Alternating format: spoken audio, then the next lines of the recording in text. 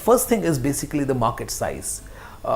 What is the total addressable market size? Is this market interesting enough or not? Is this a growing market or a dying market? So for example, when we talk about print is a dying market, whereas online is a growing market. So even if you have a fantastic project in print, it might not get a lot of acceptance.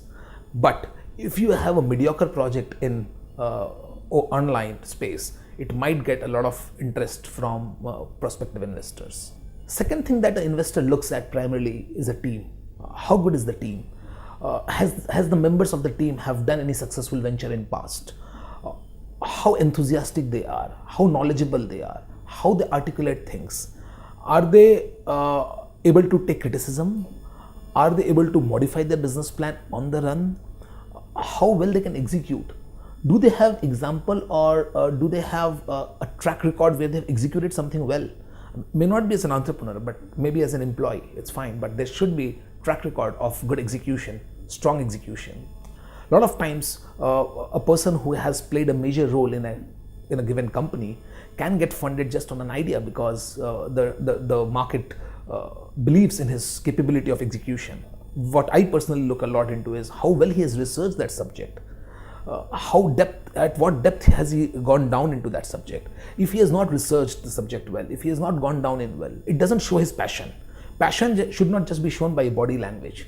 So a lot of people would kind of make a pitch which is so passionate, but it doesn't help. At the end of the day, your passion should reflect in the background work that you have done, in the background research that you have done, in the planning that you have done, in the smallest intricate details that you have gone down to understand how this business will work and where you can go wrong and how you will not go wrong. What has been your achievement in that project so far?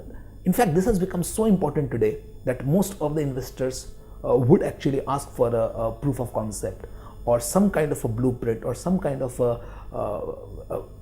work they want to see, because they don't want to just go and invest in something which is just a paper plan, because putting something on paper is pretty easy. Creating something is also showing passion. So the research and executing to some extent basically shows passion, which is very, very critical for any investor before he puts his money on the table. Last but not the least, which I am very specific about, is to understand if the entrepreneur has a plan B. Most of the time I don't really care about detailed business plan because I have mostly done angel investments. But it is very important to understand if the investee company has got a plan B. So what happens if 10 different items of plan that they have in mind doesn't work? So for example, if the company thinks that they will get a lot of leads from, for example, a PPC campaign, what happens if they don't get leads from PPC campaign? What happens if Google shuts down its services for PPC tomorrow? Do they have a plan that they can actually execute? Have they thought about it? Because until and unless this plan B is there, the sustenance of the venture gets into question. And at that time, that they don't even have thoughts that how they want to bring the business out of those situations.